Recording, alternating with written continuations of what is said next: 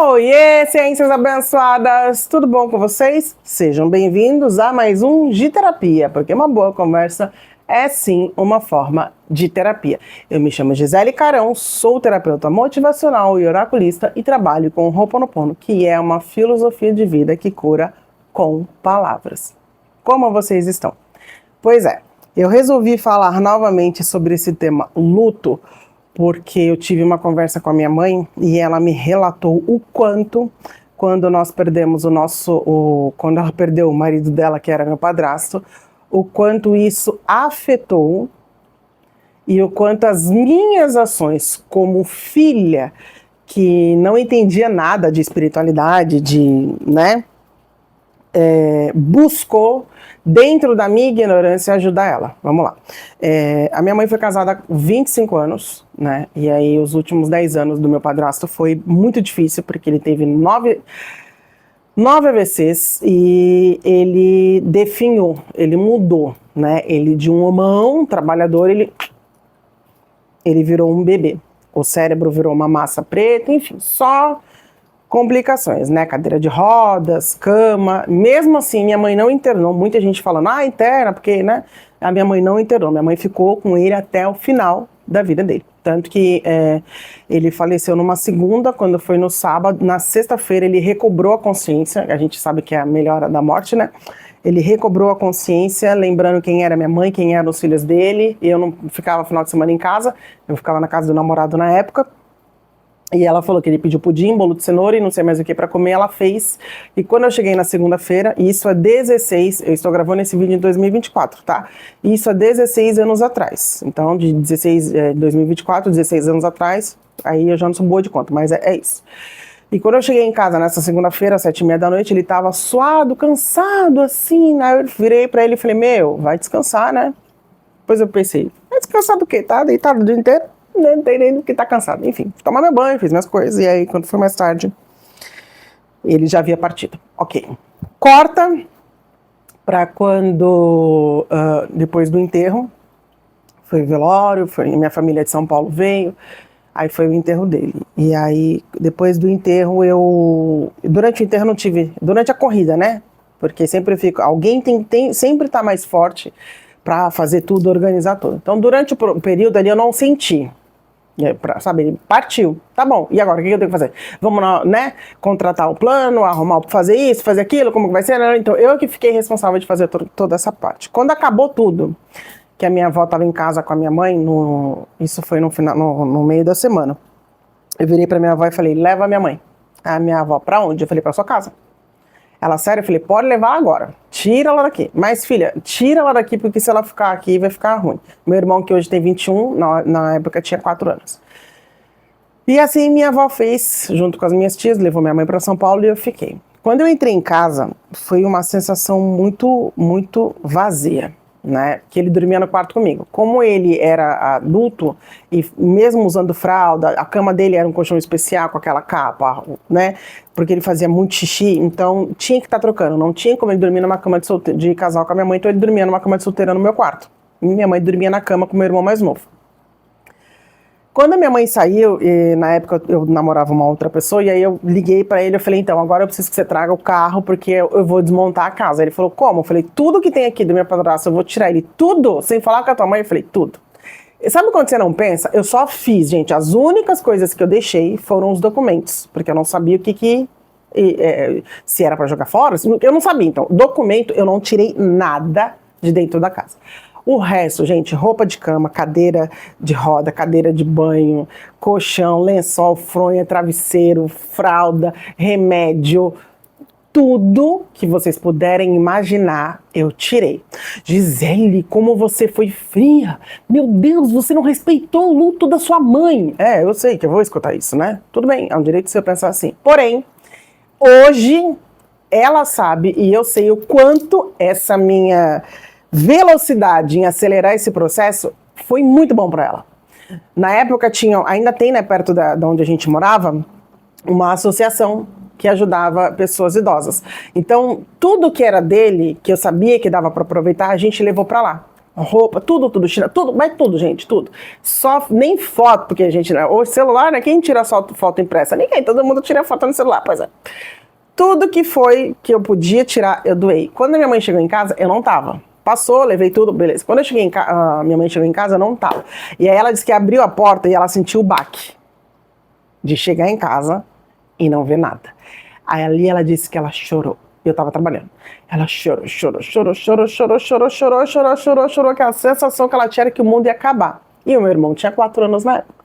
E aí ela sentou assim, ela falou que sentou no chão, na porta do quarto, e o meu irmão sentou do lado dela e pôs a cabecinha assim, no ombro dela. E aí ela... Desculpa. E aí ela... Só que eu não sabia disso na época, eu fiquei sabendo isso agora, dia 19 de outubro de 2024, que foi quando eu levei ela pra almoçar, pra comemorar o aniversário dela. E aí ela falou que chorou. Quando ele encostou do ladinho dela, ela olhou pra ele, olhou pro quarto vazio, olhou pra ele de novo e falou, agora é eu e ele. Se eu não fizer por ele, eu vou acabar morrendo. Porque a saudade que ela tava sentindo dele era grande. Mas ele deixou pra mim o meu filho, o meu irmão, né? Ela falou, ele deixou pra mim ele, então eu preciso cuidar. Então ali ela levantou, começou a fazer as coisas, né? Cuidar da casa, cuidar dele, trabalhar. Só que ela falou que ela ficou com muita raiva de mim. Quando eu cheguei do serviço, e aí, chegou, como que foi, como que você tá? Ela, você tirou tudo dele aqui? Eu falei, oi pra senhora também? Ela, você tirou tudo dele daqui? Eu falei, tirei. E eu sei que eu fiz bem pra senhora. Quer ficar comigo, raiva de mim hoje? Pode fazer, pode ficar, tô nem aí. Amanhã isso passa. E isso há 16 anos atrás. Eu não tinha noção do que eu estava fazendo. Eu só fiz. Beleza. Ela não respondeu. Passou uma vida, agora, a gente sentada conversando, ela falou que, na época, ela falou, eu fiquei com muita raiva de você, filha, porque você não pensou em mim.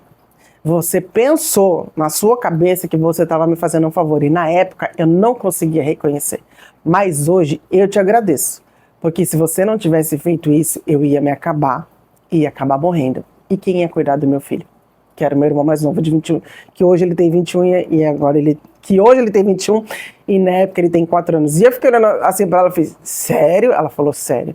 Quando eu cheguei em casa, que eu vi que não tinha nada dele, eu quis te matar. Mas hoje eu te agradeço, porque a tua impulsividade de ir lá e fazer me fez um favor. Porque eu cheguei em casa, eu senti o baque. Chorei, sentei e o Guilherme sentou do meu lado, que é o meu irmão mais novo. E o Guilherme sentou do meu lado. Aí eu olhei pro meu filho pequenininho, com 4 anos, caramba, meu filho tá sem pai, mas ele conheceu o pai. Então agora tá na hora de eu reagir. Foi onde ela teve forças, com a minha ignorância de tirar tudo, e o Guilherme do lado dela, e de reagir e lutar. Hoje ela é uma mulher de 60 anos, lembrando que a gente tá em 2024.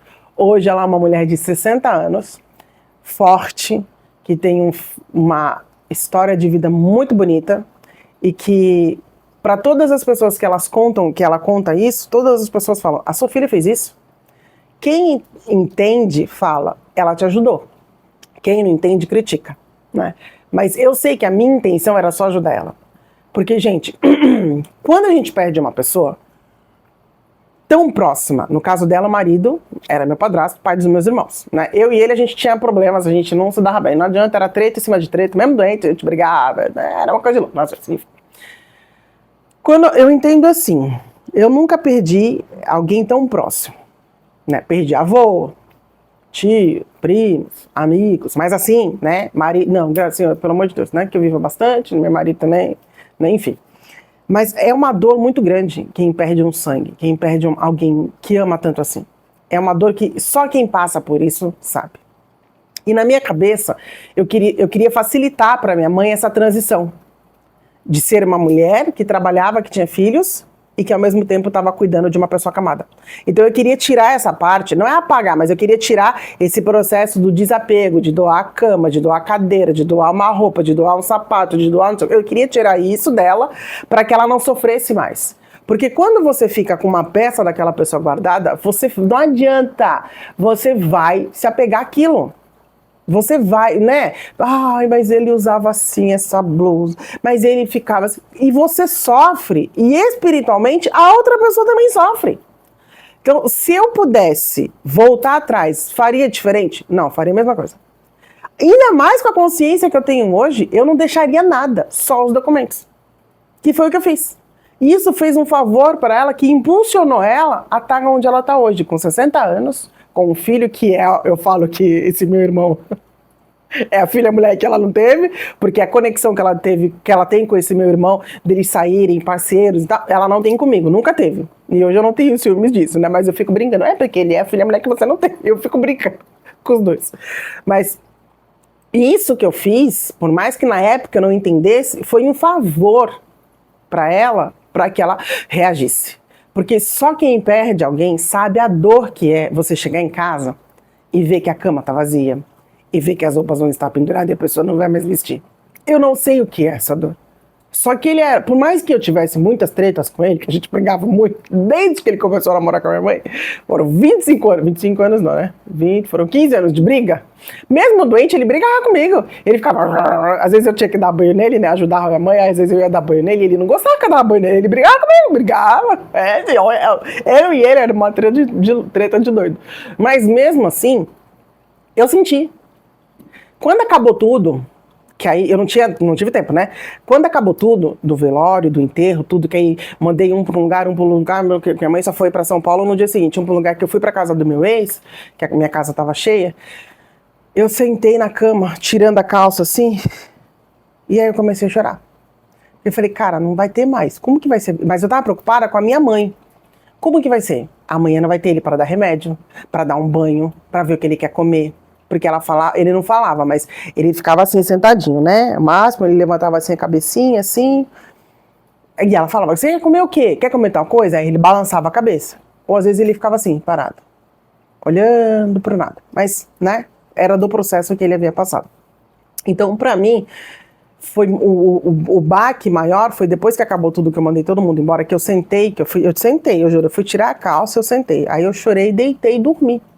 Acordei com um pé d'água, enlouquecedor. Vesti a calça, corri pra sala e falei com meu ex, na época, né, minha ex-sogra. Falei, corre, olha a cabeça da gente, né? Pega um cobertor. Aí a minha ex-sogra, pra quê? Aí eu fiz, ele tá lá, naquele buraco. Tá chovendo, vai molhar o pé dele, ó. Vai molhar o pé dele, olha isso. Olha a cabeça como ficou. E aí ela falou, não, para, ele já acabou, ele já não tá mais ali é só matéria, a alma dele já tá no céu e não sei o que, nananana. E aí comecei a chorar. Aí no dia seguinte, leva minha mãe pra São Paulo, e aí eu comecei a tirar tudo. Enquanto eu tava tirando tudo, eu não tive tempo de sentir de novo, porque aí eu tava, vai doar isso pra não sei quem, vai fazer enfio no carro, faz não sei o que, vamos tirar isso. Quando acabou, que aí a gente foi até o lugar que tirou, a última peça que eu tirei do carro foi a cadeira de roda. A última peça que eu tirei do carro, eu peguei e tirei. E falei, olha, que ela possa ajudar. Eu lembro até o nome da moça que pegou. Falei, olha, que ela possa ajudar outras pessoas, assim como essa pessoa, como essa cadeira me ajudou, porque foi um presente, né? A gente tinha dificuldade de locomoção com ele, e aí um chefe meu na época, um patrão meu na época, me deu uma cadeira de roda de presente para ficar mais fácil da gente locomover ele para os lugares. Novinha, gente. Quando eu cheguei que a cadeira tava lá, eu nem acreditei, uma cadeira novinha. A gente fica emotiva, né? Vai passar. Então, assim, se você convive com uma pessoa que você sabe que você pode ajudar de alguma forma, ajude. Eu quis contar essa história pra vocês, pedindo pra minha mãe primeiro, né? Porque é uma história bem pessoal. Porque na época ela quis me matar. Ela falou que se pudesse ela teria me matado.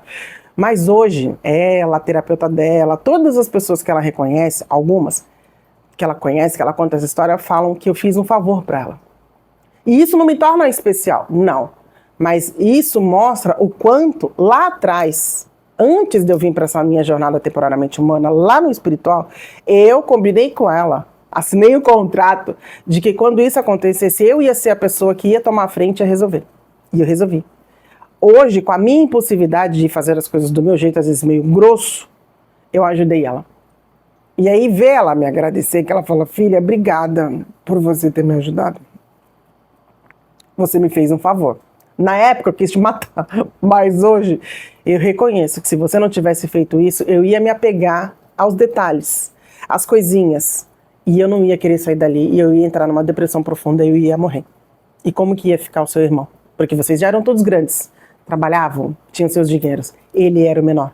Como que ele ia ficar? Então ali eu vi que eu precisava ter força para respirar e cuidar dele. Então eu te agradeço. E eu fiquei parada assim, isso a gente tá almoçando. Sabe quando você para assim de comer, que você fica olhando pra pessoa e fala, ah, tá, ok. Tá bom, então. Que bom que eu ajudei a senhora não me matou. Mas para vocês verem, a gente não sabe quais são os planos de Deus, da espiritualidade, a missão de vida que a gente tem, o contrato que a gente assinou, as combinações que a gente fez lá no espiritual antes de vir.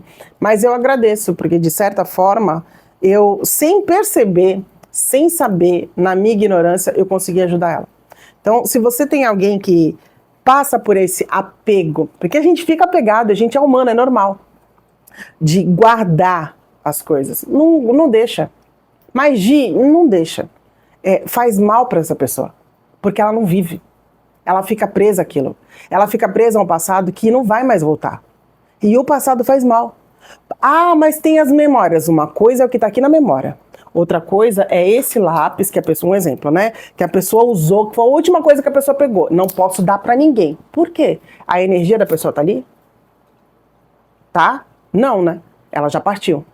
Ela tá vivendo numa outra atmosfera. Num outro plano espiritual, dentro do que eu acredito. Né? E se você fica ali, mas é que essa pessoa tocou nesse lápis, eu não posso me desfazer desse lápis. Você sofre, não vive, e essa pessoa também. Porque o que morre é a matéria, é a carne. Não é a alma, não é o espírito. Né? Então, se você puder ajudar, sabe, dê um de doido, dê um de doida. Na hora, a pessoa vai querer matar você. Depois ela vai entender que foi bom o que você fez. Então, se você tá fazendo, você tá me incentivando a fazer isso, se você tiver coragem para fazer, tô. Se todo mundo tivesse essa iniciação, esse incentivo, muita gente não estava sofrendo hoje. Muita gente. Porque você está preso a um detalhe. As memórias, elas estão aqui. Mas a roupa você nunca mais vai querer usar. A cama você não vai querer deitar do mesmo lado. Sabe, aquilo que aquela pessoa usava, você não vai mais mexer. Para quê? Vai ficar uma energia parada. E cada vez que você olhar, você vai sofrer. Cada vez que você vê, você vai sentir. Cada vez que você vai, sabe? Você vai baixando a tua vibração, você vai ficando mais doente, você vai sofrendo mais. Eu sei que desapegar não é fácil. Nem um pouco. Eu sei disso. Só que esse desapego é bom para você e para a pessoa que partiu. Porque é um sofrimento que não acaba, né? A saudade, ela vai ficar. Para sempre. Pro resto da vida. E quando você partir, mesmo que você não tenha mais nada em matéria, uma blusa, uma calça, um chinelo, um lápis, que não era, esse lápis nunca foi dele, é um exemplo que eu dei, tá bom? Mesmo que você não tenha mais nada dessa pessoa, nada, amanhã, quando você partir, que eu espero que você parta bem velhinho, velhinha, você vai reencontrar essa pessoa e você vai falar, olha, eu não tive nada lá, mas você estava aqui na minha cabeça, mas eu vivi. Eu desfrutei da vida, eu curti os nossos filhos, eu construí uma nova história. Então, não deixa o luto matar você. Ele dói e ele vai estar com você para sempre. Mas não deixa o luto matar você. E isso é em todas as áreas. Quando a gente perde um pai, quando a gente perde uma mãe, quando a gente perde um filho, quando a gente perde um padrasto, quando a gente perde uma madrasta, quando a gente perde um pet, quando a gente perde uma avó, um avô, um marido, uma esposa. A vida continua. Gi, é duro ouvir isso, mas a vida continua. E eu sei que essa pessoa que partiu, elas queriam que a gente ficasse bem. Tanto, olha isso que eu vou contar pra vocês. Olha isso. Ele faleceu tem 16 anos. A gente tá em 2024. Então você põe menos 16 anos. Meu filho tem 11 anos. Ok? Tá bom. Quando eu conheci o Paulo, comecei a ficar com o Paulo já era da Umbanda, eu comecei a frequentar a Umbanda, ir na Umbanda com ele. Eu entrei mesmo na Umbanda, o Paulinho não tinha nem um ano ainda, mas eu entrei na Umbanda, evangélica, batizada nas águas do Espírito Santo, tudo com o manto figurino. Quando eu saí da Umbanda, quando eu resolvi entrar na Umbanda, olha que louco isso. Eu fui para ver como que era. Comecei aí, beleza, vesti o branquinho, ok. Como que eu ia contar para minha mãe que eu não era mais crente? Crente não, né? Porque crente todos nós somos, porque todos nós acreditamos em Deus. Todos nós acreditamos no bom e no mal. Todos nós acreditamos em algo, né? Que eu não era mais cristã, né? Que eu não usava mais a Bíblia, que a forma de eu enxergar Deus era outra. Eu não sabia como fazer. Então eu tomei a decisão de que eu tinha que eu ir contar para minha mãe antes que alguém contasse, né? Ok. Só que antes de eu ir contar para minha mãe, olha isso. Gravou. A gente está em 2024, tem 16 anos que meu padrasto faleceu, meu filho tem 11 anos, então vamos dizer que o meu filho ele não tinha 1 ano ainda, quando eu entrei na Umbanda e quando eu fui falar para minha mãe que eu não ia ser mais cristã, que eu ia seguir a espiritualidade. Antes de eu ir, uma noite antes, tipo, eu fui lá no sábado, na sexta-feira de noite minha mãe foi dormir e teve um sonho com meu padrasto que fazia muito tempo que ela não sonhava com ele. E ele nunca tinha falado com ela. De vez em quando ela via ele nos sonhos, mas ele nunca tinha falado com ela. Nessa noite, ele apareceu num sonho para ela e falou: Jean, a Gi vai vir aqui amanhã e vai te dizer de uma escolha que ela fez para a vida dela. Você não vai brigar com ela, você vai apoiar ela. Você entendeu? E minha mãe falou: tá bom. No dia seguinte, cheguei na casa da minha mãe natural, morrendo de medo, porque eu não sabia como que ia ser a reação dela, de eu contar pra ela: amanhã eu saí da igreja evangélica e agora eu tô na espiritualidade na Umbanda. Nossa, eu achava que ela ia me matar. Porque mesmo eu tendo muitos problemas com ela na época, sempre respeitei as decisões da minha mãe. Mesmo não seguindo algumas, mas eu sempre respeitei, tá bom. Aí tô conversando com ela, tal, e o Paulinho brincando na cama, tal. Eu falei: mãe, eu preciso te contar uma coisa. Ela: fala. Então, é uma coisa séria. Tá, fala. Então, mãe, mudei de religião. Ela: o quê? Você mudou de estado? Como assim? Você vai morar onde? Eu falei: não, mãe, eu não mudei de região. Agora eu tô indo na Umbanda. Ela: tá bom. Aí eu: tá bom?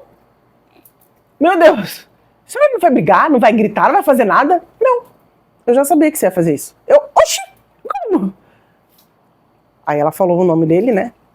Ele contou, eu fiz: e aí, valeu, obrigado, thank you. Aí ela: é sério, ele apareceu num sonho e me contou que você ia vir aqui em casa me contar de uma escolha que você tinha feito pra sua vida e que isso ia te fazer muito bem, que eu tinha que te apoiar e não brigar contigo. Eu fiz: chocada.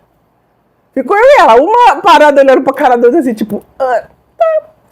Aí eu falei: então, agora você acredita na espiritualidade? E ela falou: filha, não, isso não vai mudar. Mas, se ele tá do lado de lá e viu que isso vai te fazer bem, eu tenho que te apoiar. Eu fiquei assim, tipo, caraca, sabe? Coisa que eu falei: que isso? Né? Então, pra fechar esse vídeo pra ele não ficar mais longo, tá vendo? Eu fiz um bem pra minha mãe, sem saber. Primeiro ela queria me matar, agora ela me ama. Sem saber que eu ajudei ela. E ele, na minha ignorância, falando isso pra vocês, foi lá e falou: agora deixa eu ajudar. Olha, isso vai acontecer assim, assim, assim, assim, e você vai fazer assim, assim, assim. E ela falou: tá bom. Então eu ajudei minha mãe e ele ajudou a minha mãe a me entender. Pra muitos, isso pode ser uma historinha de pescador. Ai, pescador, tadinho de pescador, que eles contam umas histórias nada a ver, né? Mas não é, gente. Eu vivi tudo isso e eu posso falar pra vocês que se você puder, de alguma forma, ajudar a pessoa que tá passando pelo luto, desapegar, faça. Isso vai ajudar ela a viver, isso vai ajudar ela a respirar, e isso vai ajudar ela e a pessoa que partiu a cumprir a missão. Porque a carne morreu, mas o espírito não. Esse é eterno. Como diz a Beth Russo, energia não tem distância. E eles estão onde a gente está. E quando a gente tá feliz, eles também são felizes. E quando a gente tá triste, eles também estão tristes. É sobre isso, tá bom?